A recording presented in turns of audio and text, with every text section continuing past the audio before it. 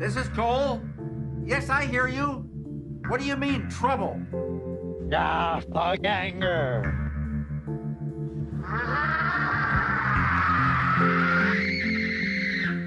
But it is Laura Palmer. 12h, 13h30, les midis de culture. Marie Laborie. Et le thème de Twin Peaks, évidemment signé Angelo Badalamenti, à tout seigneur, tout honneur. Nous vous proposons une émission spéciale David Lynch. Le réalisateur nous a quittés hier soir, il avait 78 ans. Une immense perte, évidemment, pour le cinéma et pour les spectateurs, surtout que nous sommes. On va revenir sur son œuvre, son cinéma, son univers.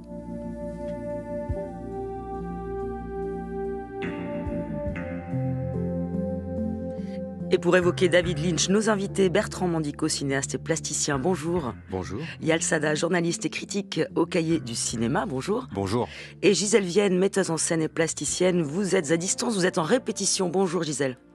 Bonjour. Et bienvenue à tous les trois. Nous voilà donc dans un monde où David Lynch n'est pas.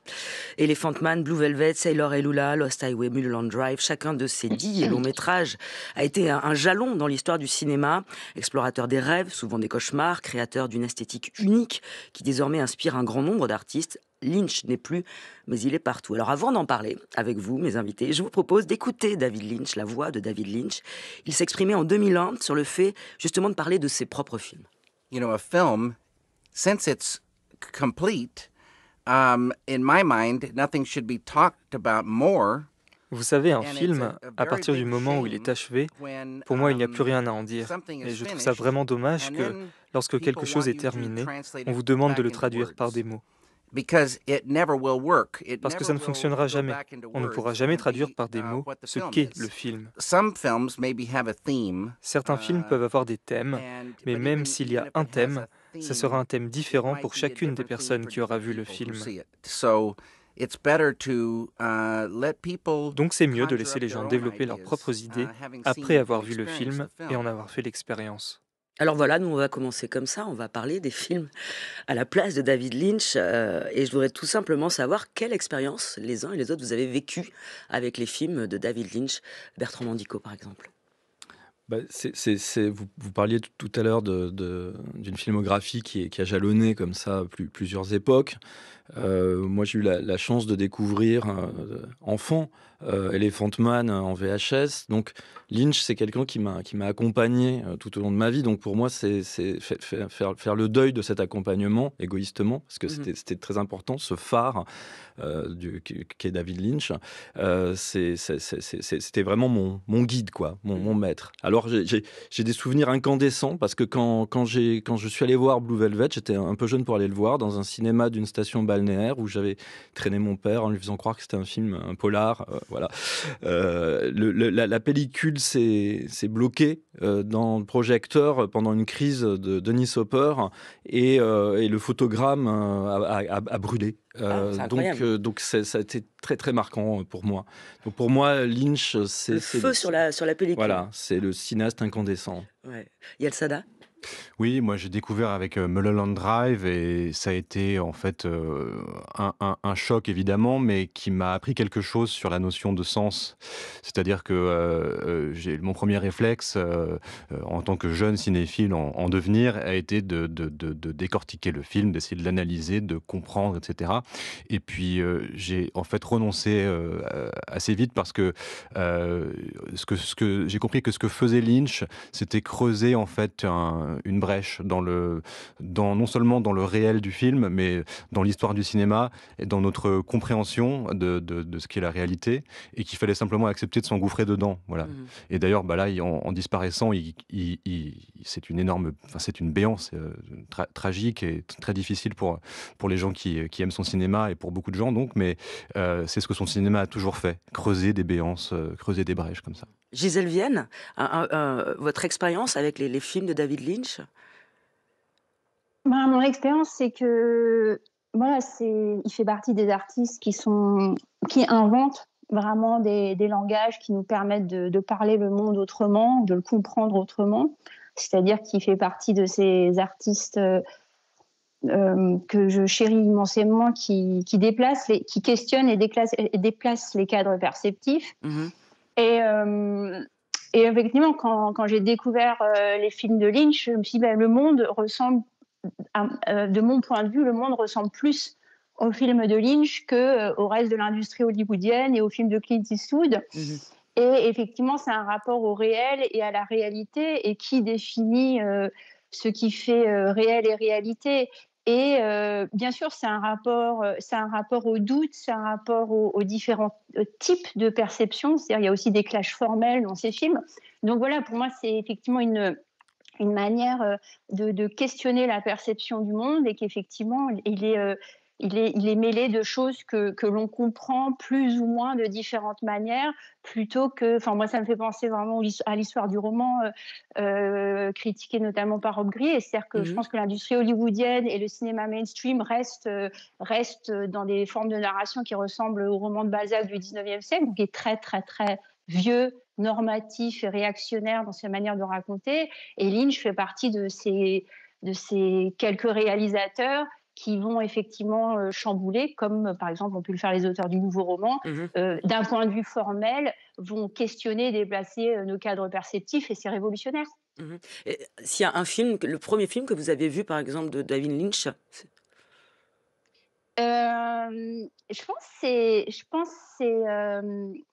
je sais plus en fait, je crois que soit c'est Sailor et Lula, soit c'est Eraserhead. Le tout premier, ouais. Je crois que c'est Eraserhead, et que en fait j'étais avec mon frère, et lui voulait voir, genre, je sais pas comment ça s'appelait, genre, je sais pas, une espèce de comédie avec je sais plus qui, une espèce de comédie française absolument rebutante, et moi je voulais voir ça, et je l'ai obligé d'aller voir Eraserhead, et on s'est super fâchés après ça, et moi j'étais hyper heureuse d'avoir eu ce film. C'était un petit peu violent peut-être pour lui. Bertrand Mandico, quand on dit aujourd'hui qu'une œuvre est lynchienne, c'est devenu vraiment un adjectif maintenant. Qu'est-ce que ça peut vouloir dire à votre sens ? Il y a la notion d'étrangeté et de part dans l'œuvre qu'on ne peut pas comprendre vraiment ou pouvoir analyser, justement, qui n'a pas de prise avec l'analyse. Ce qui est fascinant avec Lynch, c'est que c'est quelqu'un qui, dans l'intuition, quand il fait ses films, il n'intellectualise pas ce qu'il est en train de faire, il ressent le monde, et il va nous donner à voir le monde tel qu'il le reçoit, en mettant en scène ses doutes, ses peurs, et en ouvrant une porte vers un autre monde. Et donc, l'œuvre lynchienne, c'est ça, c'est l'œuvre qui s'ouvre à un autre monde et qui gardera sa part de mystère. Après, c'est devenu aussi un adjectif un peu fourre-tout, mais l'œuvre lynchienne, pour moi, il n'y a que Lynch qui puisse faire des œuvres lynchiennes, en réalité. Alors, bon, 10 films, c'est pas énorme en vrai, 10 films finalement. Il n'a pas inondé le monde de ses films. Mais effectivement, on vient de citer Eraserhead, son premier film, c'est en 1976, je crois. De Eraserhead à Inland Empire, quels sont les grands thèmes qu'on retrouve dans le cinéma de Lynch, Yalsada? Je parlais d'ouvrir une brèche dans le réel, et c'est vrai que je ne sais pas si on peut parler réellement de thème, parce que même David Lynch lui-même ne parlait pas de son cinéma en termes de sujet particulier. Par exemple, pour Mulholland Drive, il dit j'ai simplement eu la vision d'une femme qui était égarée dans Los Angeles. J'ai compris plus tard que c'était un film sur Hollywood. On pourrait dire que c'est d'abord des paysages comme ça, des situations, et notamment ce paysage américain, cette banalité américaine qui revient sans cesse, et qu'on a appris à voir autrement avec ces films, parce qu'on ne peut plus du tout la regarder comme quelque chose justement de banal, cette espèce de trivialité, vous savez, des restos-routes, des endroits à la Twin Peaks, évidemment, parce qu'on a parlé des films, mais il y a aussi les séries, il y a plusieurs projets télévisuels, il y a plein de choses chez Lynch, c'est très multiforme, mais effectivement dans Twin Peaks ou autre, on a ou Blue Velvet, cette américanité qu'on qui tout à coup nous paraît à la fois extrêmement familière et extrêmement inquiétante. On a parlé effectivement d'étrangeté, Bertrand, c'est ça, c'est l'idée d'une étrangeté familière. C'est même pas, c'est l'inquiétante étrangeté, mais c'est aussi le bonheur d'être inquiet en regardant une tasse de café ou bien en s'émerveillant, comme dans Twin Peaks saison 3, de l'électricité, qui tout à coup, le personnage redécouvre l'électricité. Enfin, on a l'impression que Lynch s'émerveille et s'inquiète de la possibilité qu'on puisse vivre dans un monde connecté. Enfin, c'est des idées très libres comme ça qui nous font revoir l'Amérique autrement. Alors, on va écouter un extrait d'Elephant Man, qui est sans doute le film où Lynch a rencontré, on va dire, le grand public. C'est un film de 1980. Notez, je vous prie, l'extrême hypertrophie du crâne, l'invalidité complète du bras droit et la cambrure inquiétante de la colonne vertébrale. Tournez-le, s'il vous plaît. Tournez-vous, s'il vous plaît. La peau est flasque et présente des tumeurs fibreuses qui recouvrent le corps à 90%.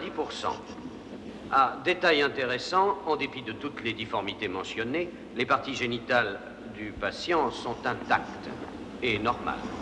Ainsi, chers confrères, et en regard des faits observés, exostose congénitale de la boîte crânienne, papillome géant, hypertrophie marquée du membre supérieur droit et de son ossature, importante distorsion de la tête, disproportion du corps, recouvert de papillome géant, on a surnommé le sujet l'homme-éléphant. Elephant Man, David Lynch, 1980, Bertrand Mandico, ce film en noir et blanc, je l'ai dit, c'est là qu'il rencontre le grand public. Est-ce qu'en germe, il y a dedans le David Lynch de Blue Velvet et des suivants ? L'histoire du film est très particulière parce qu'il fait juste avant Eraserhead, qui est un long métrage expérimental qu'il fait dans le cadre de son école. Il est étudiant en cinéma expérimental et Eraserhead devient un film culte. Il rentre dans les séances de minuit, les gens ont vu le film, ont été marqués par ce qu'ils ont vu et entendu. C'est un film c'est une proposition esthétique absolument délirante par rapport à l'époque. En même temps, il y a Star Wars qui sort, enfin pour faire comme ça un parallèle. Et il y a un homme qui s'appelle Mel Brooks, qui est connu pour ses films burlesques, qui a le très bon goût d'aller chercher David Lynch et de lui proposer de réaliser Elephant Man. Donc c'est un film de commande. Il comprend donc Mel Brooks, qui est toujours vivant, qui a 98 ans en ce moment, a cette idée géniale d'aller chercher ce cinéaste expérimental et lui proposer de faire un film grand public avec sa sensibilité. Et donc Lynch va déployer tout son univers et en même temps s'adapter au sujet dans cette Angleterre victorienne avec ce personnage qui est un fric, qui est un monstre, mais qu'il va rendre extrêmement tendre, extrêmement doux. Enfin, on est vraiment dans un film ultra sensible et c'est ça qui est merveilleux avec Elephant Man. C'est à la fois l'ultra-sensibilité de Lynch et toujours l'inquiétude, le mal qui rôde. Voilà, ce film contient comme tous les films de Lynch, ces obsessions. Yalsada ? Oui, c'est vrai que la notion de la question du mal est présente, c'est-à-dire qu'il y a une lutte, effectivement, c'est pas même si lui se gardait bien de parler de ses films en termes politiques, il y a un affrontement comme ça, une lutte, parfois même au sein d'un même personnage, le dédoublement encore une fois dans Twin Peaks, le personnage de l'agent Cooper qui va se dédoubler, le fait de se voir autre et de s'entendre parler à l'envers, ce qui est un motif qui revient chez lui. Et je pense que voilà, il y a une conflictualité, mais elle est jamais politique, jamais facilement. On peut jamais l'établir comme en termes de polarisation, de conflit ou voilà. Gisèle Vienne, pour parler de l'univers et de l'esthétique de David Lynch, est-ce qu'il a pu d'une certaine façon, vous inspirer, vous marquer, vous influencer ? Oui, moi j'ai envie de dire, en fait, ce que j'ai essayé de dire tout à l'heure, c'est le fait que ça fasse partie des gens qui inventent vraiment des langages, qui a un travail formel très spécifique, et effectivement qui va faire parler, écouter le monde autrement. Ça, c'est super politique, en fait. Et ça passe par, pour moi, des choses qui sont, et oui évidemment, j'ai une grande passion pour Dale Cooper et Dale Cooper, il fait quand même 3 saisons plus un Firewalk with Me et pour moi il y a quand même des choses qui sont très claires, qui croisent certainement aussi la pratique de David Lynch de la méditation, c'est-à-dire c'est quoi l'expérience du réel, c'est quoi l'expérience du présent. Et quand Dale Cooper arrive dans Twin Peaks, il interroge les évidences, il arrive comme un étranger et il a effectivement, c'est vraiment cette autre personne qui arrive dans le monde et qui va remettre en question toutes les évidences, qui va les interroger et qui va retourner les habitudes perceptives et les évidences perceptives. Donc ça me semble être extrêmement fort. Et oui, c'est-à-dire ça se traduit aussi par, j'ai envie de dire, des collages formels avec des passages on a l'impression qu'on est dans un sitcom. Ensuite, on est dans une scène qui est complètement, on a l'impression d'être dans le rêve ou dans le cauchemar. Donc on a comme ça des clashs formels. Et ces clashs formels, il me semble très spécifiques à son cinéma et effectivement permettent de déplier ce qui fait l'expérience du réel, qui n'est pas une esthétique en fait. L'expérience du réel, c'est différents types, c'est le présent, le passé, le futur anticipé, c'est l'imagination, c'est le rêve. C'est quoi toutes ces strates qui font l'expérience du présent et du réel? Et toutes ces strates n'ont pas une esthétique et une forme, et c'est ces clashs formels qui sont effectivement de l'image, de la matière, du son, des manières de jouer, et que je trouve dans la saison 3 Twin Peaks absolument réjouissante, qui remettent en question effectivement la manière dont va être défini le réel par le cinéma mainstream. Après, voilà, je trouve que c'est, comment dire, on parle de... Oui, il y a quand même des choses qui sont... Enfin, il y a quand même beaucoup de thématiques, mais quand on parle de Twin Peaks et Firewalk with Me, c'est quand même 3 saisons plus un long métrage au cœur duquel est mener une enquête sur une fille incestée. Donc c'est quand même un vrai sujet. Et il le traite. Donc c'est pour ça, des fois, j'en dis oui, mystérieux, et des fois, non, pas mystérieux. Et justement, l'inceste serait toujours si mystérieux. Il ne l'est pas du tout. Et je trouve qu'il l'a déplié de manière extrêmement pertinente et précise. Et ce que je voulais rebondir aussi sur la phrase de tout à l'heure, j'ai envie de dire, oui, c'est ressenti, et c'est comme ce soir, je vais présenter un film d'Ackerman, où aussi j'entends Ackerman est-elle intellectuel ou sensible? Ben non, le ressentir, c'est intellectuel en fait. C'est-à-dire qu'effectivement, on réfléchit à partir de la matière cinéma, on réfléchit à partir de la manière artistique. On pense pas abstraitement en fait. On pense à partir du corps et des sentiments. Donc pour moi, Lynch, Ackerman, Apichatpong, Veracruz, tous ces gens-là sont des grands intellectuels parce qu'ils travaillent avec une extrême finesse la question du vécu. Qu'est-ce qui est vécu en fait? Et c'est très enthousiasmant de savoir que ces personnes-là, ces intellectuels-là, comme vous le dites, ont rencontré un grand public. C'est-à-dire que Twin Peaks, les 2 premières saisons, au moins, enfin la première saison, plus tout ce qui est autour, ça a rencontré et ça a parlé aux gens. Oui, mais c'est vrai que parce qu'il y a une forme au départ, c'est ça qui est assez troublant, c'est que il se moule presque dans une forme de feuilleton télé qu'on avait l'habitude de voir. Il y a beaucoup de gens qui à l'époque se sont laissés happer par la série parce qu'il y avait cette familiarité, encore une fois, formelle. Et il y a un grand respect, je pense, de Lynch pour des formes classiques. C'est pas un cinéaste cinéphile. C'est le contraire de Martin Scorsese. D'ailleurs, il le disait. Voilà, moi, je suis pas quelqu'un qui stocke des films chez moi. J'aime les grands noms. Voilà, j'aime Hawks, j'aime Hitchcock. Je sais tout ce que je sais. J'aime John Ford, qu'il a joué d'ailleurs. C'est son dernier rôle au cinéma pour Steven Spielberg, où il joue le John Ford. Dans The Fabelmans. Oui. Dans The Fabelmans. Donc, c'est quelqu'un qui a des références très classiques et qui ne se méfie jamais, qui cherche jamais l'hermétisme. Donc, je pense que c'est pour ça qu'il a rencontré sans problème le public. Bertrand Mandico, Gisèle Vienne évoquait la façon de jouer, que ça passe. Voilà, c'est une des choses intéressantes dans le travail de Lynch. Quel directeur d'acteur c'était? Enfin, ce qu'on a pu voir, ce qui a été documenté, c'est un directeur d'acteur qui va employer des termes extrêmement poétiques, décalés pour arriver à ses fins. Il est vraiment dans le ressenti du jeu, et donc c'est très énigmatique, hein, sa direction d'acteur.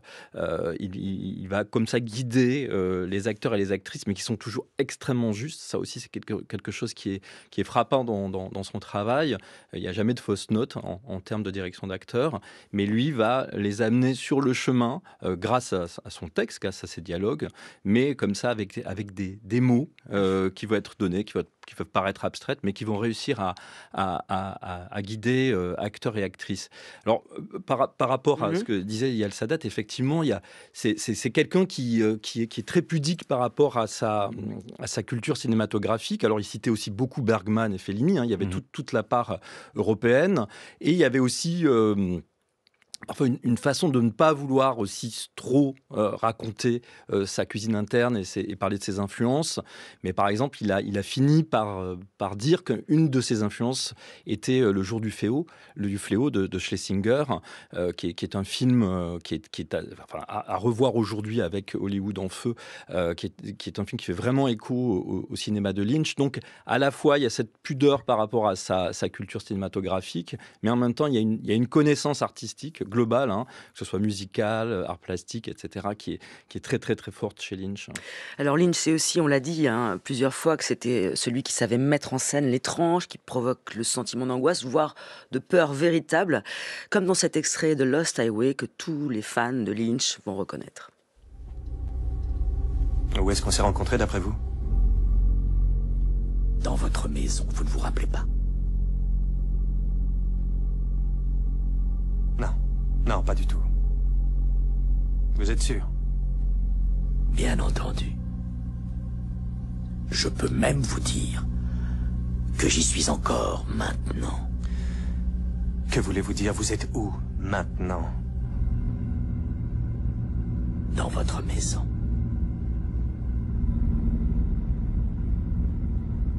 C'est complètement fou.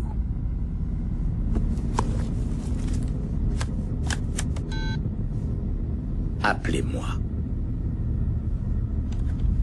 Faites votre numéro. Allez-y.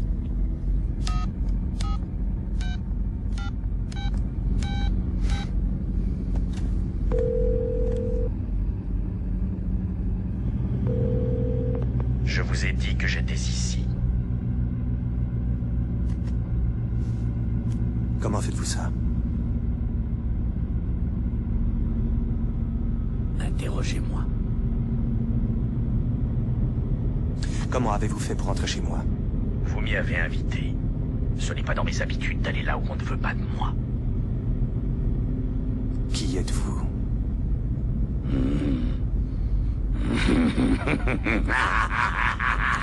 Lost Highway de David Lynch, il y a vraiment une mécanique Lynch qu'on reconnaît là quand même. C'est vraiment du velours, j'ai envie de dire, Bertrand Mandico. Oui, c'est une situation assez réaliste. Enfin, une soirée, quelqu'un a un personnage très très étrange et très inquiétant qui s'approche du protagoniste et qui lui tend un téléphone, et à partir de là, distorsion de la réalité, et on a entendu, voilà, c'est la VF qui est beaucoup moins heureuse que la VO, mais on a entendu dans la bande son la façon dont Lynch va aussi travailler des nappes sonores, nous faire arriver à un état d'angoisse aussi par le son. C'est-à-dire que l'image et la mise en scène est relativement classique. C'est ça qui est formidable chez Lynch, avec des plans de temps en temps incandescents. Mais c'est le travail sur le son, sur la bande-son, qui va appuyer la distorsion de la réalité. Gisèle Vienne, la façon dont David Lynch a toujours su comme ça instiller l'angoisse et la faire monter, c'est un procédé, une façon de travailler, d'aborder cette question qui vous intéresse. Oui, je pense qu'il est, il sait extrêmement bien composer, enfin pour moi vraiment écrire le cinéma, c'est-à-dire avec les matières, l'architecture, les corps, les sons, les couleurs. Enfin, c'est vraiment de la composition qui utilise complètement le médium cinéma. Il est pour moi justement dans des logiques perceptive de la mise en scène, c'est-à-dire l'émotion. Enfin, je veux dire, on n'est jamais dans un rapport entre guillemets objectif.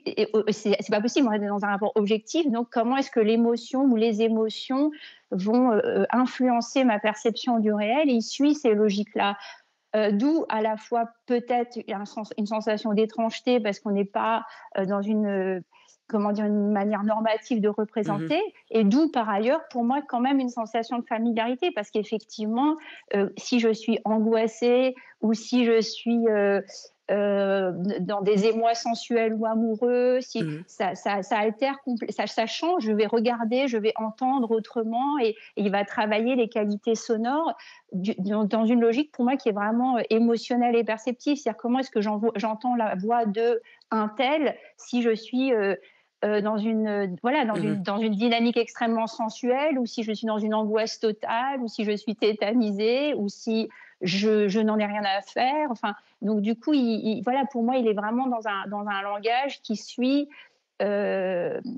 effectivement la subjectivité et l'expérience du réel avec une immense précision, et aussi de manière, pour moi, sensuelle, ludique, drôle. Oui, il y a ça aussi. Oui. Pour moi, et c'est aussi quand je dis composition, c'est-à-dire, pour moi, le cinéma, c'est autant de la musique que de la chorégraphie, que de la peinture, que de la photographie, et ça passe par aussi, je trouve qu'il a un rapport à la musique qui est extrêmement fin, qui est très fort, quoi. Il était musicien, de toute façon, on va l'entendre d'ailleurs à la fin de l'émission qui touche bientôt à sa fin. Eyal Sadat, vous l'avez rencontré en 2023, oui. Vous êtes un des derniers à l'avoir vu. Il en était où de son rapport au cinéma? Il nous reste peu de temps, mais... En fait, il était justement il regrettait beaucoup de ne pas avoir les forces, en fait, de pouvoir continuer. Il aurait voulu faire une série. Il disait parce qu'une série c'est comme un fleuve, c'est-à-dire qu'on baigne, tous les gens qui la regardent baignent dans le même fleuve. Il y a un rapport au temps qui est différent, et malheureusement, en fait, même s'il était à son bureau quand je l'ai vu, où il faisait encore de petites choses, des petits courts-métrages, on sait qu'il aime peindre aussi, ça restait, les choses restaient en suspens, et il avait un projet avec Netflix dont on n'a plus une nouvelle. Il avait fait un court-métrage pour Netflix qui était très bon, là où son humour ressort justement. What Did Jack Do? Café Jack, avec un singe dont il me parlait comme si c'était un acteur. Donc il a un humour qui est très spécial, David Lynch aussi. Merci beaucoup en tout cas. Merci Gisèle Vienne de nous avoir accordé un peu de temps sur vos répétitions. Merci Bertrand Mandico et Eyal Sadat d'être venus nous parler de votre David Lynch. On se quitte d'ailleurs sur David Lynch, musicien et chanteur, avec Crazy Clown Time.